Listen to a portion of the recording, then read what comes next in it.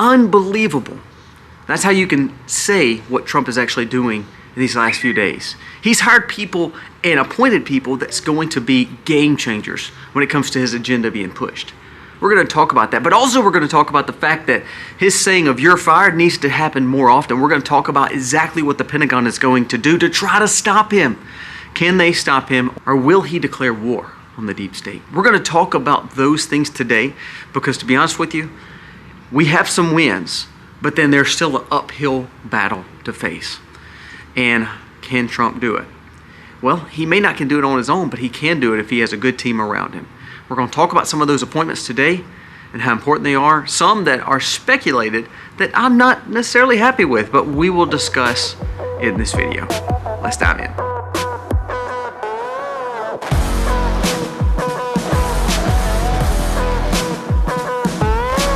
Hey guys, welcome to the Max. Thank you so very much for being here today. If you are new to the channel, go down here, press subscribe, ring the bell, give us a thumbs up or a thumbs down, that's okay, but let us know what you think about the content of today's video. Our goal is to always just bring you information that is relevant to us and that we can learn from, that we can gain wisdom and a common sense approach as we try to navigate this crazy world that we live in. Now, we are in some crazy times because we're seeing one administration pretty much flop into a lame duck session to where nothing's going to take place other than them wanting to do things like appointments and all.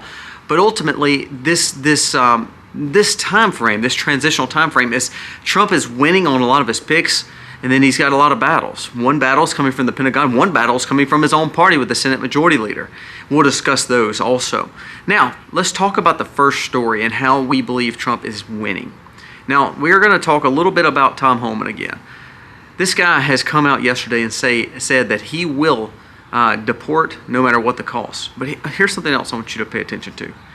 You know the fact of the 300,000 children that's been missing and trafficked and no one's talked about? No one wants to bring it up.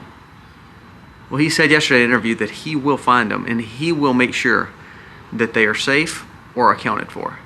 And that's pretty bold. Now, what does that mean for Trump? That means he's appointing the right people to do the right task that Americans do care about. You know what's so crazy? I could care less about what Taylor Swift or Beyonce said. I care more about what our gas costs or what our groceries cost. Well, same thing with this situation here. I could care less about something that's happening in a city that's not close to me. However, I do care the fact that these children and drugs are coming across trafficking, and we're having children issues and drug issues across our border that's being trafficked, not just to the big cities, but to our towns. That affects everyone. Well, he's trying to get a hold of it, and I think that's huge. Another thing that Trump did, he declared war on the establishment. Yes, he's appointing great people like Lee Zeldin for EPA and also for NSA, Walls, and he's making some great moves. But one of the best moves I think he's going to make is the fact that he is wanting to see prayers back in school. He is wanting to take the Department of Education and break it up and put it back into the state's hands, just like Roe. The thing about this administration, it's not the fact that you dismantle the operations of America. What you do is you put it back in the hands of the states that's supposed to have more of the rights and say, because the people can have a better voice if they're talking state by state. What's happening in California? Yes, it's moving a little bit more right, but ultimately it's still someplace I don't want to live. So their politics should not affect my politics here in Mississippi. So I actually like the fact of the dismantling of Department of Education, the dismantling of Roe, the dismantling of this bureaucratic state in Washington. We saw Biden couldn't even walk across the sand the other day. Do you actually think he is leading? No. What he's actually doing is being a puppet and also a placeholder for the fact that the bureaucracy is actually ruling over what's going on. The reason that D.C. voted overwhelmingly for Democrat and for the deep state and overwhelmingly for Democrats and the establishment is because they want the status quo to stay. Prime example, there's several people that work in the DOJ that is fearful of what Trump can do. Now, the thing is this, Trump's not going to bring retaliatory things against him, but he probably will fire him. Day one, he said that he is hoping to fire Jack Smith. Well, Jack Smith is pretty much washed up now because they pretty much closed down the investigation anyway. But he's wanting to close the border wall. He's wanting to make sure that he does the pardons that he's been wanting to do and talking about. He's also said that he will dismantle the deep state. Now, you don't believe that he means it? Listen to what the Pentagon just said. This is an article from Daily Caller. It says, Pentagon officials reportedly discussing how they can push back against Trump's orders and clearly defy their duties. Now, to me, you know what that means? That means Trump needs to go in there and fire every flipping one of them. If they're not willing to listen to him, he needs to fire them. And put in people like the Eric Princes, or put in people like the Dan Bonginos, or put in people like, for instance, Michael Flynn. Put in people who have the president's best interest at heart, has his thoughts and patterns for what he wants for the world and how he doesn't want war and how he wants to make sure that American military and sovereignty is important, but is to protect our homeland then more than protecting the world. Well, the Pentagon is already trying to defy that. Now, when you have the military who, remember, the president is supposed to be the commander-in-chief, meaning over the Pentagon. But you have some people already rattling off that they're going to try to defy him. Every one of them should be fired. And then when all of a sudden these congressmen or all of a sudden the bureaucracy goes and gets mad at Trump for doing that, he should say, well, they're being unsubordinate. They're not listening to me. And ultimately, that's how we operate. We should listen. Look, the people voted for this man. No matter if you love him or hate him, that's how it should be, and that's exactly who should set policy and precedent. Not the Pentagon. It is the presidency. So this is huge because now you're seeing great appointments happening. And there's a few sketch I'm going to talk about, but you're seeing great appointments happening with Trump, like Holman. Like even Walz. I actually like the guy who's going to be the NSA director. I love Thomas Massey, who they're kind of talking about with Secretary of Agriculture. I think those are all phenomenal moves. I'm a little bit hesitant of Kristi Noem and Marco Rubio. Both those names have been thrown out for pretty big positions. I'm not necessarily happy about those, but hey, there's a reason for that. I think Marco Rubio is part of the Gang of Eight, which means he has a lot of intelligence. There may be a reason for that. I don't know, and you may need help going through the Beltway. If that's the guy that Trump chooses, I'm not necessarily happy with him. I would have went with Vivek for Secretary of State, but hey, he's the president and he can elect who he wants and appoint who he wants. The thing is this, though. While Trump is doing this, he's making huge inroads. The economy is growing just because of what he's doing. The fact that world leaders are calling him, and the fact that they're negotiating certain parts of agreements and deals. Here's the bad thing. His own administration, his own Pentagon, his own Senate Republicans are trying to push against him. You know why? Because no matter what letters behind their name, D or R or I or whatever you want to say, they're part of something that is a system that wants to keep the system as a status quo. Like Cornyn and Thune and some of these other senators who are backing those guys. This guy, Trump, just won the presidency. Populist vote and electoral college. He is backing Rick Scott. Why wouldn't you think those senators would get in line and say, okay, let's back Rick Scott, so that way we can work together? No, they want to push against him because there is a narrative and a plan to work behind the scenes. You know what else? They should wait until Trump is president, or a little bit further in this part, to not have to be negotiating and infighting versus their own leader of the party. But no, it shows the weakness of some of these establishment Republicans. And then like the Pentagon, again, I don't care if they're generals or not. If they bow down and kowtow and try to defy their leader, who is the commander-in-chief, if you're talking about rank, he is the commander-in-chief, they need to be fired. Give them their retirement, their severance, whatever it is, and get them out of there.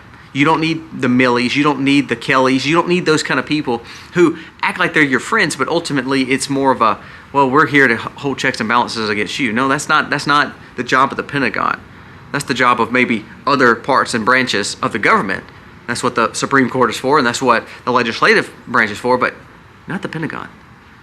So when you hear that they're going to defy him, they should all be fired. And I think that's what Trump is going to do. There's word that he was going to, of course, dismantle Department of Education like we talked about. He was going to get out of the Paris Accords, which he's already talked about in day one. He's already talked about moving EPA out of Washington. Talked about moving FBI out of Washington. Chris Wray is already going to either be fired or resign when Trump takes over. So there's good things happening. But here's the thing. This is a big system. And to be honest with you, the more he fires, the more pressure and line of fire that these guys are going to get. If you have weak leadership in the Senate, if you have weak leadership in the Pentagon, if you have weak leadership on any part of the cabinets that Trump is appointing, then they're going to try to defy Trump instead of working with him.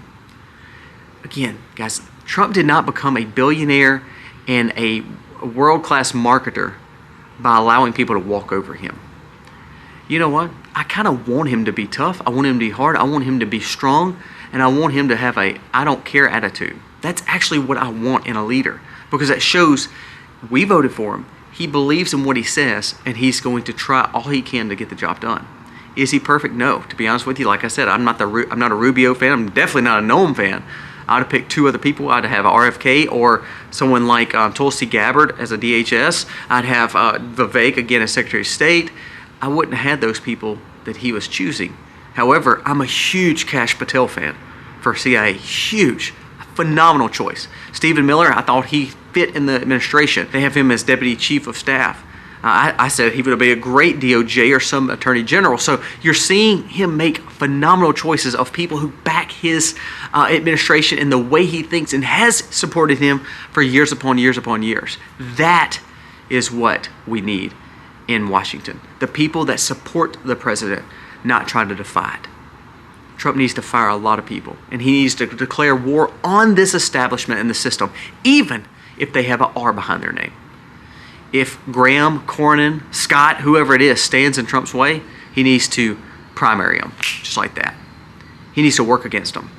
Now, I know a lot of people say, "Oh, Colby, you need to work together and negotiate." The problem with Republicans is their negotiation actually sucks most of the time, and we have at least 2 years of complete control of the legislative branch with Republicans at a pretty heavy margin. That way people like the Susan Collins and Murkowski's and all those can't affect a vote too much, because guess what? There's enough other people that will help support Trump's agenda.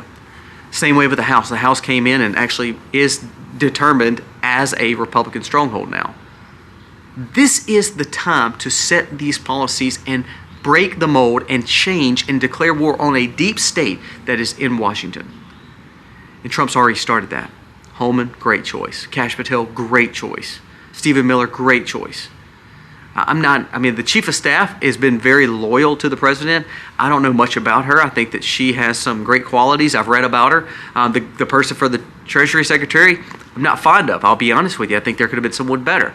But there's something in them that Trump sees, and they're not part of the political class. That's actually a good thing. So you know what? We don't know everything, and Trump doesn't either. But if he puts the people around him that brings wisdom, then we're going to see a juggernaut, and we're going to see a strong administration that could do a lot of good things in these next 2 years. Will we see tough times? Will we see a correction in the market? Probably so. It's skyrocketing. It's almost doing a melt up, just like we've talked about. That's not actually a good thing. So be very conscientious of that. Don't be scared of the fact that there will be a course correction with this market, because my gosh, it is inflated pretty heavy. But he's bringing the right people alongside him that can help mitigate some of the problems. Will we see a recession? Maybe. But to be honest with you, the guy that's going to be running as Treasury Secretary is a hedge fund manager.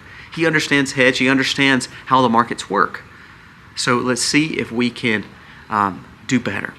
Let's see if we can get better money handles and do better on our budget. Let's see if we can make sure that we get these people out of Washington that should be fired, because they don't deserve to be there if they're going to work against the president that his populace selected, and also the Electoral College selected. It's like the Senate Republicans. Each one of you Senate Republicans should get out of his way if you're not willing to support Rick Scott. Or say it like this: if you're wanting to support someone else, have a public vote and you say why you're supporting Thune or Cornyn.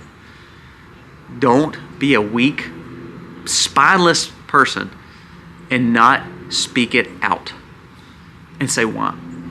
I'd love to know the reasons. A lot of times people pick these people because what they want is they want a position and a ranking position on some of these committees. It's all just dirty politics. That's the part we need to get rid of. And I'm hoping Trump will start saying you're fired a whole lot more and start doing the unthinkables when people are saying, "Oh my gosh, this is mind-blowing." That's what we need. What's so funny is the ratings for MSNBC and also CNN. All these are tanking. CNN, Chris Wallace is leaving, which is kind of funny. He's going to start a podcast, which nobody's going to watch. But I want you to listen to just the ratings of just MSNBC. Joy Reid is down 54%. Ari Melber down 50%. Chris Hayes down 50%. Alex Wagner 53%. Morning Joe 39%. Stephanie Rule 67%. Andrea Mitchell 40%. They're down because people are not trusting the media anymore, and they're starting to move towards, like, for instance, these little clips that Trump is doing, these little 3-minute snippets where he speaks to Americans. That is huge. I hope he does that all the way throughout his presidency, because he is speaking directly to me and you. He's not using someone. That's why I actually don't know if a press secretary is really important in this day and age where we have social media and Trump being so active on social media and talking to his constituents. I actually don't think we actually need a press secretary. I think Trump needs to handle it himself, because there's no one better that knows Trump than Trump himself. So I actually don't think we need a press secretary. I love the fact of what Trump's doing. I don't think he needs to talk to the media like they've done in the past. I think he needs to do directly what he's doing. Speak to the American people. And that's it. Bypass this legacy media, because all they're going to do is try to spin your stories. And to be honest with you, that's why everybody's leaving them and not paying attention to them. You know what? This next generation, they just did a poll with the 18s through 25-year-olds. Men are turning back to conservatism and Christ. That's huge. Now, does that mean that we're starting a great revival and a golden age? No, but that does mean we are building a better opportunity for men to say, you know what, it's time to stand up and be the men that we're supposed to be. And I'm hoping what Trump and some of this leadership does is show that you can stand against the narrative and against us and against a system and start dismantling and start doing great things again. Let's make America strong, great, and healthy again. Guys, let me know your thoughts on some of these picks. Again, very happy with Holman and Patel. Not so happy with Rubio and Noem. But ultimately, I'm not the one choosing. And I hope together they can work and start this plan of making things better for Americans, for Main Street. It's time to start firing some people out of that Pentagon and the DOJ and start making Washington not so swampy. Let me know your thoughts. God bless.